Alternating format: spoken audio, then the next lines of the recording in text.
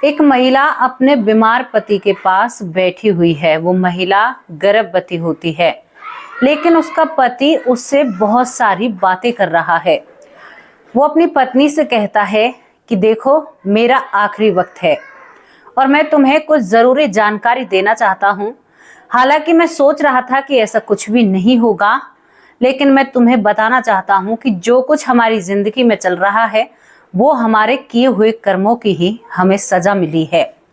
अब मैं तो तुम्हारी जिंदगी से जा रहा हूँ, एक नई जिंदगी मेरा इंतजार कर रही है, लेकिन अभी तुम्हारे कुछ कर्म ऐसे हैं जिनकी वजह से तुम्हें यहाँ पर और रहना पड़ेगा। ये महिला हैरान तरीके से इसकी तरफ देखती रहती है और ये व्यक्ति कुछ ऐसी सच्चाई इस महिला के सामने रखता है कि महिला पूरी जिंदगी अपने पति के बिना एक विधवा के रूप में बिताती है और जो इसके पेट में नन्ही सी जान पल रही थी उसका पालन पोषण करती है और शायद कहीं ना कहीं भगवान से बार बार कहती है कि मेरे कर्मों का शायद इसी जन्म में पश्चाताप हो जाए या मेरा जो दंड था वो खत्म हो जाएगा। क्या दोस्तों, उस महिला का ऐसा कौन सा दंड था जो वो भरी जवानी में विधवा हो जाती है? और उसके पति क्या कोई इतने बड़े ज्ञानी थे जो उन्हें इतनी सारी बातें याद होती हैं? ये पूरा मामला क्या होता है? आज एक ऐसी स्टोरी आप लोगों के सामने लेकर आई हूं जो स्टोरी सोचने पर मजबूर कर देती है, विचार करने पर मजबूर कर देती है कि जो कहानी आज हमें देखने में काफी दुख भरी लग रही है, जिसके बारे में देखकर लग रहा है कि बहुत बुरा हुआ, ऐसा नहीं होना चाहिए था। लेकिन फिर ये घटना, जब मैंने इस घटना को सुना और सोचा तो मुझे लगा कि ये तो हिसाब किताब से बहुत कम मिल रहा है जितना सामने वाले ने झेला था।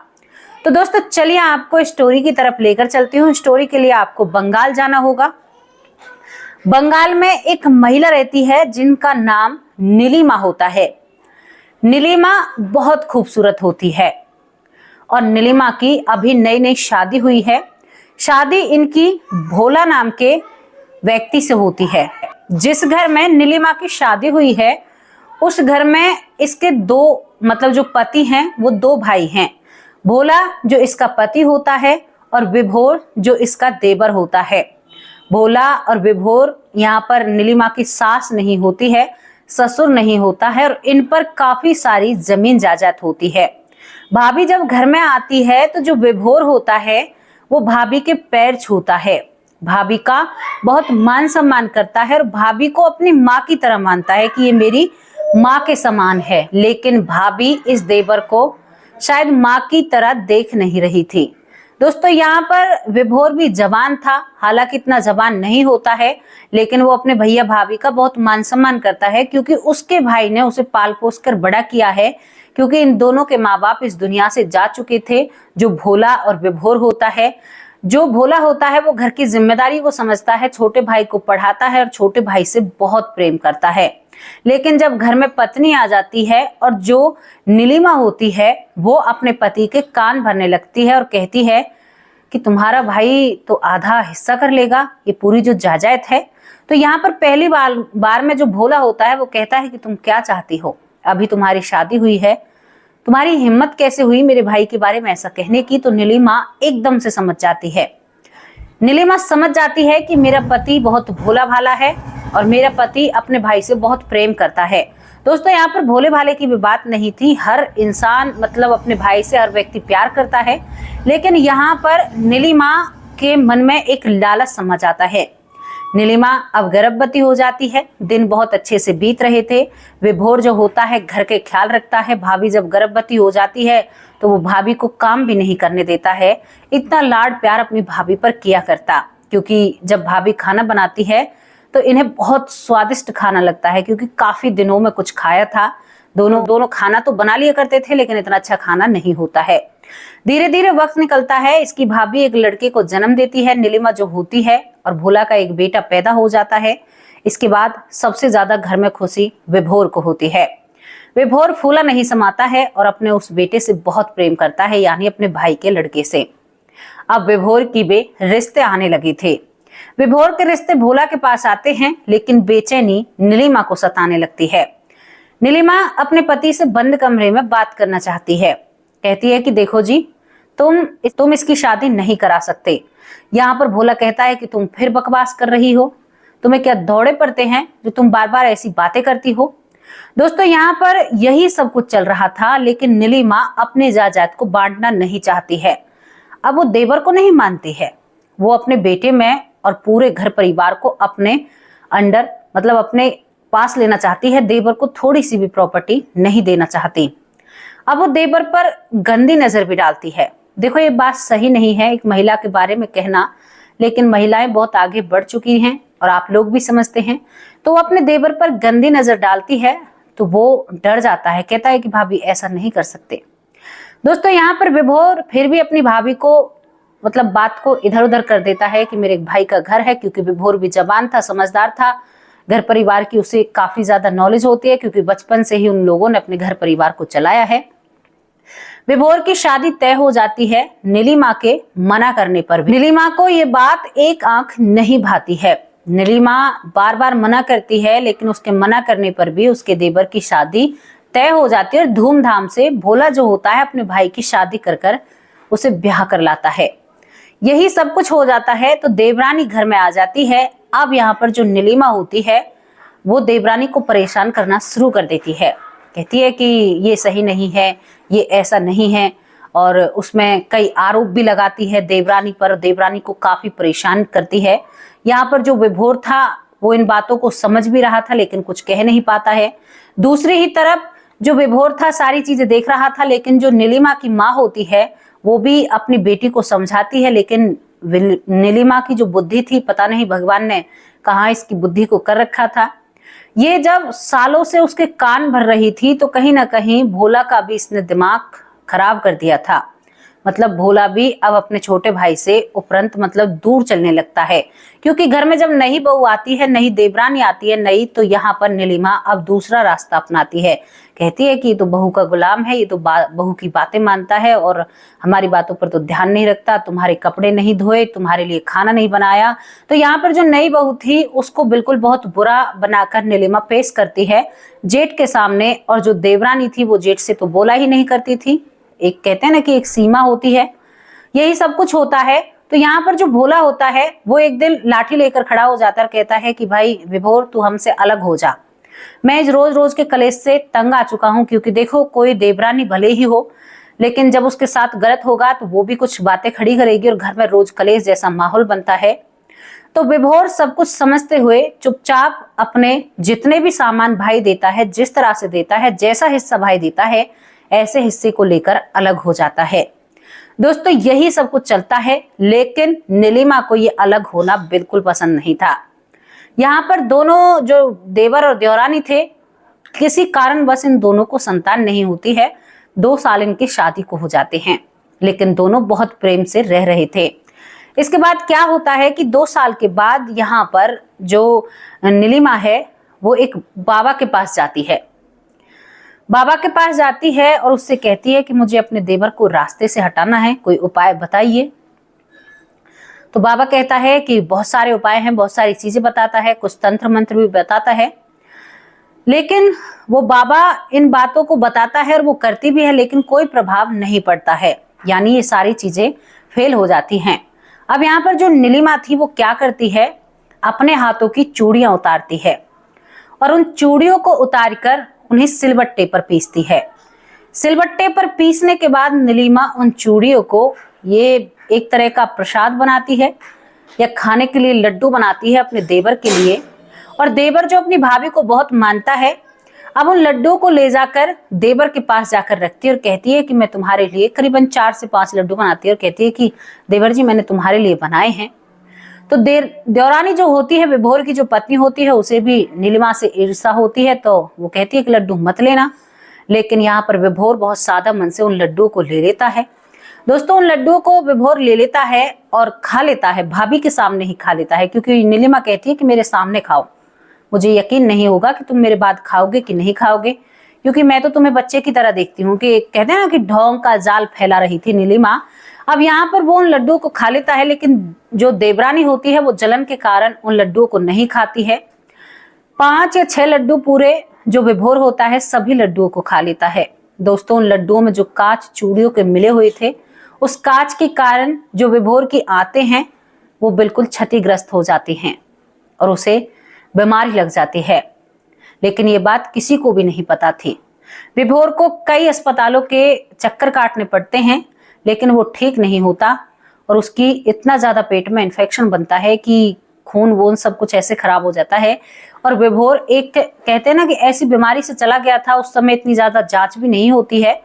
विभोर उस जन्म की मैं आप लोगों से उस टाइम की बातें कर रही हूँ, और विभोर इस दुनिया से चला जाता है। सभी में ये मामला होता है कि भाई कोई बीमारी लग गई, कोई ऐसी बीमारी है जिसका पता नहीं है, और यहाँ पर इलाज हुआ भी और नहीं हुआ एक समान हो जाता है। बहुत इतना जल्दी सब कुछ होता है। तो यहाँ पर जो नीलिमा होती है वो बहुत खुशी मनाती है। मैंने अपने रास्ते के कांटे को हटा दिया, जिस पर शायद नीलिमा की जब से शादी होकर इस घर में आई थी जब से नजर होती है। पूरी इजाजत नीलिमा की हो जाती है। यहाँ पर जो महिला होती है उस जमाने की आप लोगों से बात कर रही हूँ, जिस जमाने में शायद समाज सबसे ज्यादा महत्वपूर्ण रखता था। कानून के दरवाजे को लोग इतना नहीं खटखटाया करते थे। यहाँ पर वो छोड़कर उस घर को चली जाती है, जो नीलिमा की देवरानी होती है। लेकिन रोती रोती कहकर जाती है कि जो मेरे साथ हुआ है ना एक दिन तुम्हें भी भुगतना पड़ेगा। ये बातें भोला और नीलिमा कान लगाकर सुन रहे थे। वो ऐसी कहते हैं ना कि बददुआ सी देकर जाती है, कहती है कि हो ना हो तेरा ही हाथ पाएगा।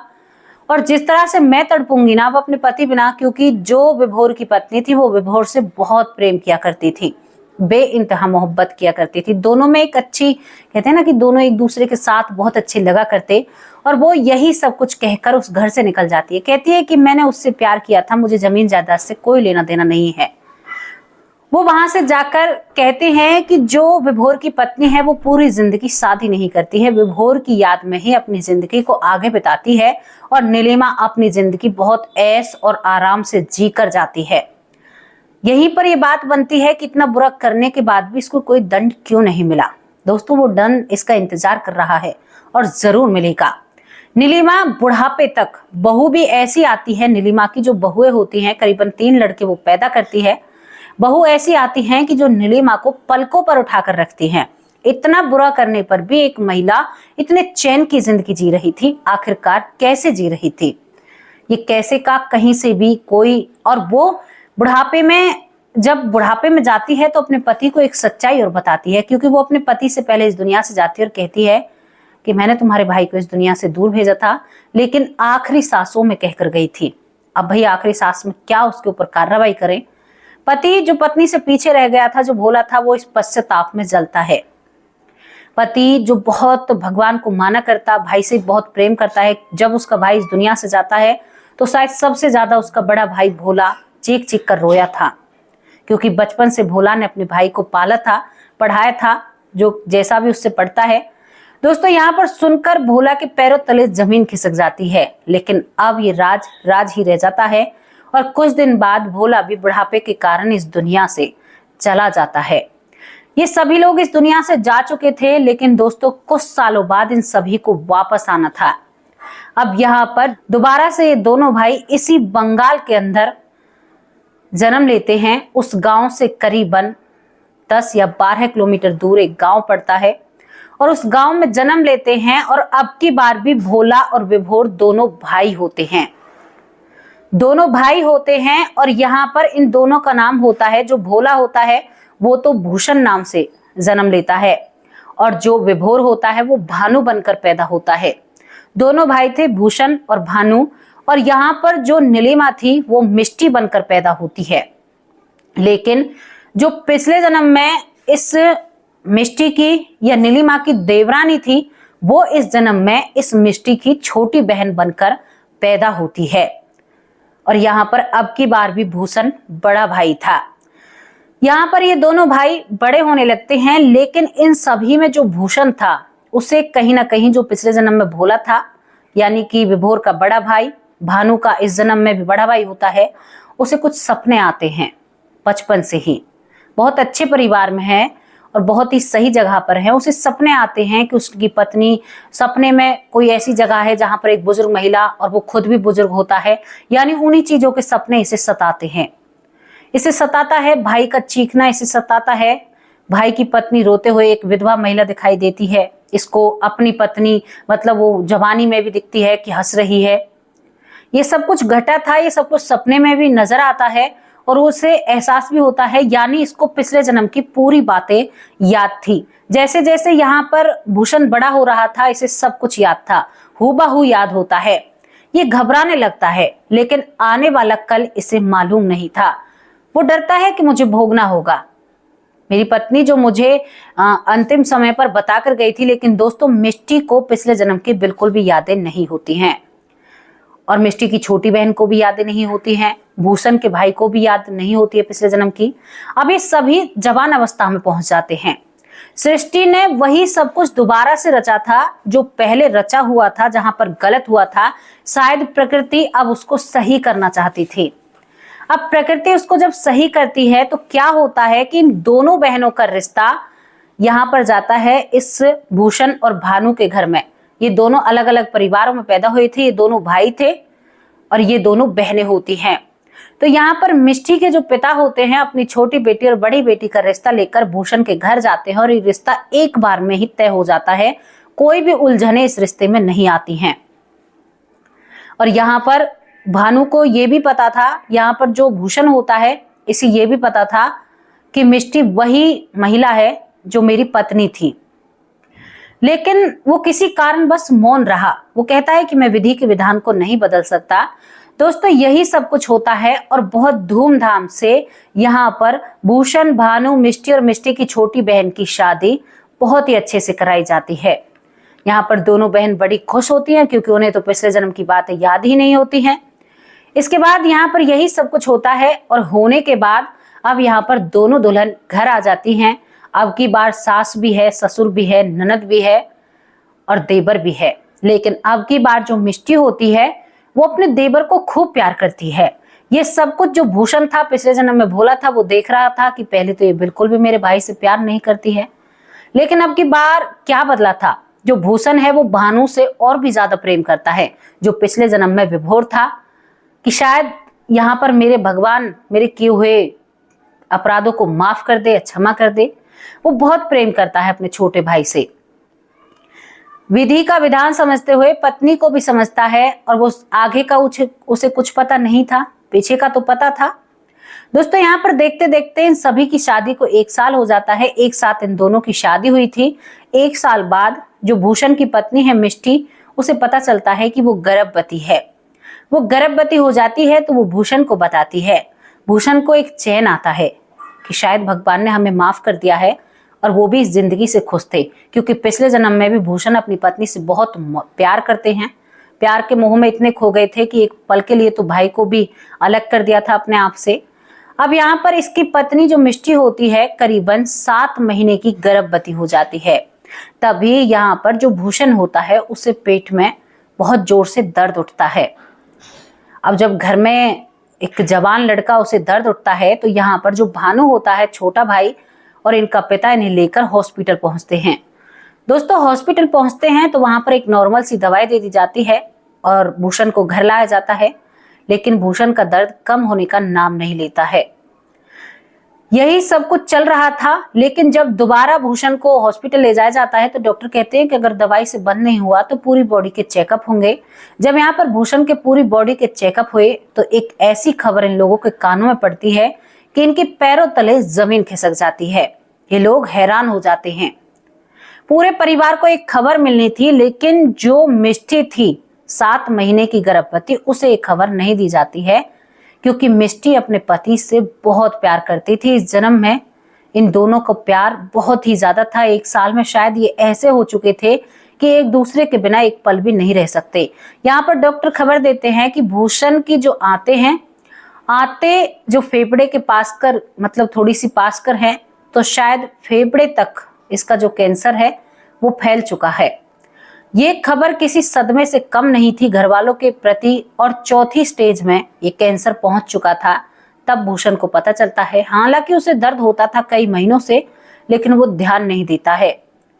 दोस्तों जब इस खबर के बारे में परिवार को सुनने को मिलता है और डॉक्टर ने कह दिया था कि इनका कोई इलाज नहीं है, अगर किसी हाथ पैर में होता तो हम ठीक कर देते, लेकिन अंदर से हम कोशिश भी करेंगे। और डॉक्टर तो एक दिलासा भी देते हैं कि हम ठीक करने की बहुत कोशिश करेंगे, लेकिन परिवार को भी पता था, पढ़ा लिखा परिवार होता है, मिष्टी से बातें दूर रखी जाती हैं। दोस्तों 1 महीने के हॉस्पिटल रहने के बाद वहां पर मिष्टी को 8वां महीना चलता है और यहाँ पर भूषण 1 महीने में बिल्कुल बदल चुका था। वो बिस्तर के अंदर भी नजर नहीं आता है। जब यही सब कुछ होता है तो इसके बाद जो भूषण है उसे घर वाले घर ले आते हैं। डॉक्टरों ने कहा था कि अब इसका आप ख्याल रखिए, इससे आगे इसका इलाज नहीं है, क्योंकि ये खुद नहीं चाहते अपना इलाज कराना। कहते हैं कि जब किसी इंसान को बीमारी लगती है तो अगर उसके अंदर क्षमता खत्म हो जाती है कि मैं ठीक नहीं होना चाहता, मतलब वो हार जाता है, थक जाता है, तो बीमारी ज्यादा घेरती है।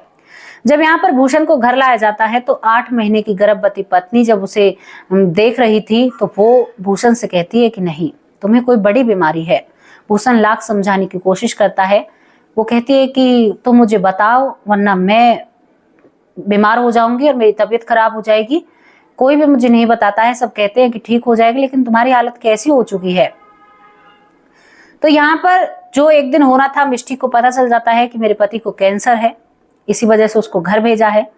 तो मिष्टी इतने भारी पेट से उसके सिरहाने बैठी रहा करती और उसे निहारती रहती है। कहती है कि मैं तुम्हारे बिन कैसे जीऊंगी। वो गर्भवती होते हुए भी पागल सी और बावली सी हो जाती है। दिमाग पर बहुत गहरा असर पड़ता है जब उसे पता चलता है कि मेरे पति को ऐसी बीमारी हुई है जो वो ठीक नहीं हो सकते। वो भगवान को कोसती है। जब वो भगवान को कोसती है तो एक दिन करीबन रात को 2:30 बजे दोनों पति पत्नी आपस में बात कर रहे थे और एक दूसरे के दुख को बांट रहे थे। पति पत्नी को समझाने की कोशिश करता है। 9वां महीना चलने वाला था। 2 महीने भूषण को हो जाते हैं इसी बीमारी से लड़ते हुए। तो यहाँ पर भूषण अपनी पत्नी के बालों में हाथ फेरता है और कहता है कि मैं तुम्हें कैसे दिलासा दूं, ये हमारे ही कर्मों का दंड है। वो कहती है कि मैंने तो कुछ भी नहीं किया, क्योंकि मिष्टी थी जो बड़ी ईमानदार और साफ दिल, नेक दिल लड़की थी, बहुत अच्छी थी। इस जन्म में बहुत अच्छा उसका व्यवहार था। तो यहाँ पर भूषण कहता है कि मिष्टी, मैंने आज तक तुमसे एक राज रखा है। मुझे अपने पिछले जन्म की याददाश्त, पूरी बातें याद हैं। मुझे लग रहा है कि मेरा जी घबरा रहा है और मैं तुमसे कुछ बातें करना चाहता हूँ। मिष्टी जो 1 महीने से पति के बिस्तर पर ही उसके साथ रहना, उसका ध्यान रखना, उसका ख्याल रखना, वो खुद बहुत परेशान थी, गर्भवती थी, लेकिन पति को वो एक पल के लिए भी नहीं छोड़ना चाहती थी। अब यहाँ पर भूषण कहता है कि मिष्टी, तुम्हें एक पता है, जब हमारी शादी हुई थी तो मैंने एक वचन बहुत ध्यान से सुना था। मैंने सुना था, जब तुम्हारा हाथ मेरे हाथ में दिया और जब जल ग्रहण हमने किया, जो पानी ग्रहण किया, तो वहां पर पंडित जी एक मंत्र बताते हैं और उसके कुछ फल बताते हैं। पंडित जी ने बताया था कि तुम अगर कोई बुरा काम करोगी तो उसका आधा फल मुझे मिलेगा, और तुम अगर कोई अच्छा काम करोगी तो मुझे उसमें मैं अधिकारी नहीं बनूंगा। अगर मैं कोई अच्छा काम करूंगा तो उसमें से तुम्हें आधा फल मिलेगा, अगर मैं कोई बुरा काम करूंगा तो उसकी तुम अधिकारी नहीं रहोगी। मिष्टी, मुझे ये वचन रह रह कर खाता है। चलो, मैं तुम्हारी वजह से या कैसे भी मैं झेल रहा हूं। अब मैं तुम्हें वो बात बताता हूं कि पिछले जन्म में तुम्हारा नाम नीलिमा था, मेरा नाम भोला था, और जो मेरा भाई है जिसका नाम भानु है वो विभोर था। तुमने विभोर को कांच की जो चूड़ियां होती हैं उसे पीसकर लड्डुओं में विभोर को खिला दिया था, चूरा बनाकर, और उसी दंड की मुझे सजा मिल रही है, क्योंकि तुम्हारा आधा पाप मेरे ऊपर आ गया और जो मेरी अच्छाई थी वो आधी अच्छाई तुम्हारे पास चली गई। क्योंकि हम दोनों उस जन्म में भी एक दूसरे को बहुत प्रेम करते थे और इस जन्म में भी एक दूसरे को प्रेम करते हैं, और अब तुम्हें पूरी जिंदगी विधवा रहकर जीना होगा। अगर तुम इस चीज को बदलना भी चाहोगी फिर भी वो विधाता तुम्हें विधवा ही रखेगा। तो तुम सोच समझकर फैसला करना मिष्टी कि तुम मेरे बाद शादी करोगी या ना करोगी। लेकिन मैं तुम्हें एक चेतावनी देना चाहता हूँ, क्योंकि अब मेरा बुलावा एक आधे दिन में आने वाला है, क्योंकि मेरे शरीर से मुझे पता चल रहा है और ये हमारे ही कर्मों की सजा है जो हमें मिल रही है। क्योंकि मैं भी कहीं ना कहीं तुम्हारी बातों में फिसल कर या तुम्हारे वे में आकर अपने भाई से थोड़ी सी ईर्ष्या करने लगा था, उसका मुझे पता है और पश्चाताप भी है। इसीलिए भगवान ने मुझे केवल 2 महीने का दंड दिया है और इसके बाद एक नया शरीर मेरा इंतजार कर रहा है। शायद मुझे ऐसी भी अनुभूति होती है। यहाँ पर जो भूषण होता है ये सारी बातें करता है। मिष्टी की आंखों में आंसू आते हैं, क्योंकि उसे तो कुछ याद नहीं था। तो वो कहती है कि भूषण, कुछ भी हो लेकिन मुझे कुछ याद नहीं है। अगर मैंने कोई बुरा काम किया है तो भगवान मुझे देता उस चीज की सजा, तुम्हें क्यों दी है। मिष्टी यहाँ तक कहती है, इतना प्यार मिष्टी भूषण से करती है। दोस्तों इस घर को भारी दुख था कि मिष्टी कैसे रहेगी अपने पति बिना। जो देवरानी अपने पति से प्यार करती थी, नीलिमा की देवरानी, वही प्यार शायद आज उससे कई ज्यादा प्रबल होकर यहाँ पर मिष्टी को सताने वाला था। और जो यहाँ पर भूषण ने कहा था दोस्तों, सुबह होते ही भूषण अपनी पत्नी के हाथों को हाथ में लेता है मिष्टी के, और वो आखिरी सांस लेता है और उसकी आंखें बंद हो जाती हैं। मिष्टी को पति की बातें रह रहकर सताती हैं और मिष्टी जैसे ही पति की आंखें बंद होती हैं तो मिष्टी की तबीयत खराब होती है और मिष्टी एक बच्चे को जन्म देती है उसी दिन, जिस दिन एक तरफ उसके पति की चिता जल रही थी और दूसरी तरफ मिष्टी को दर्द शुरू हो रहे थे। ये घटना ऐसी थी जो सभी को झंझोर कर रख देती है। उसके बाद मिष्टी बहुत विलाप करती है, उसकी हालत इतनी खराब हो जाती है, कहते हैं कि मिष्टी की दिमाग की हालत ठीक नहीं होती, मिष्टी बावली हो जाती है, पागल हो जाती है और वो परिवार का सुख भी नहीं ले पाती है। कौन सी शादी, वो पागल होकर केवल हर कोने में अपने भूषण को ही तलाशा करती और कभी कभी जब उसे होश आया करता तो वो कहती कि मेरे ही दंडों की सजा है और मुझे यहीं पर भुगत कर जाना है, जितनी हो सके उतनी मैं सहन कर लूं तो शायद मेरी जिंदगी में कुछ अच्छाइयां आगे मेरा इंतजार करें। दोस्तों यहाँ पर इस बात को सुनकर या इस चीज के बारे में जानकारी लेकर मुझे बहुत अजीब लगा और लगा कि सच में ही लोग जो गलत करते हैं वो घूम फिरकर उनके सामने आता है। पति पत्नी एक अटूट रिश्ता है। आप ये नहीं कह सकते कि भाई पति पत्नी भले ही हैं, आप गलत करोगे तो शायद वो आपका विभाजन होगा। कहते हैं ना कि अगर पति गलत करेगा तो पत्नी उसकी भागी नहीं बनेगी, अगर पत्नी गलत करेगी तो पति उसका भागी बनेगा। इस चीज के बारे में सच में ही बता रही हूं, मुझे आज बहुत ज्यादा जानकारी हुई कि ऐसा भी हो जाता है और ये बहुत हैरान करने वाली कहानी होती है। दोस्तों आप लोगों को स्टोरी कैसी लगी? ये सत्यता पर रखी हुई घटना है। हालांकि कानून के पास इसके कोई रजिस्टर नहीं है कि भाई वहां पर इस पर मोहर लगी हुई है, लेकिन लोग एक दूसरे से बात करते हैं और इस कहानी का बहुत जिक्र होता है लोगों के बीच में। अगर ये कहानी कैसी भी हो, लेकिन लोगों के अंदर ये जागरूकता जरूर रखती है।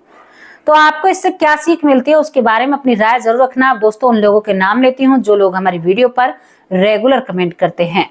तो चलिए नामों का सिलसिला शुरू होता है। पहला नाम है राकेश कश्यप। राकेश कश्यप जी बहुत बहुत धन्यवाद। लाल जी शर्मा तहे दिल से शुक्रिया अदा करते हैं। आशा गुप्ता बहुत बहुत धन्यवाद। विमला दलाल हमारी बहन है, बहुत सारा प्यार करती हैं, बहुत बहुत धन्यवाद बहन। शकुंतला बहन बहुत प्यार करती हैं, बहुत बहुत धन्यवाद शकुंतला बहन। कैसे हो आप? यहाँ पर शरीफ वाला बहन माँ की तरह प्यार करती हैं, बड़ी बहन है और बहुत सारा स्नेह दिखाती हैं। गीता बहन बहुत बहुत धन्यवाद। रामायण कुशवाहा जी बहुत बहुत धन्यवाद। आलोक शर्मा तहे दिल से शुक्रिया अदा करते हैं। कांतिबाई बहुत बहुत धन्यवाद। लखविंदर भाई बहुत बहुत धन्यवाद, तहे दिल से शुक्रिया अदा करते हैं। उदय चौधरी बहुत बहुत धन्यवाद। उदय चौधरी जी आपका तहे दिल से शुक्रिया अदा करते हैं। तेज सिंह बहुत बहुत धन्यवाद भाई जी, आपका कमेंट बहुत अच्छा लगता है। तुलसी शर्मा हमारे जो भाई हैं बहुत अच्छे कमेंट करते हैं, बेटा कहकर बुलाते हैं। यहाँ पर प्रभा सिंह जी बहुत बहुत धन्यवाद आपका। यशवंती माँ हमारी माँ है और बहुत प्यार करती है और बहुत अच्छे से हमें राय देती हैं। सुरेंद्र कुशवाहा आप बेटी कहकर बुलाते हो और बहुत अच्छा लगता है आपके कमेंट पढ़कर। सुरेंद्र कुमार बहुत बहुत धन्यवाद। सुनीता यादव तहे दिल से शुक्रिया अदा करते हैं।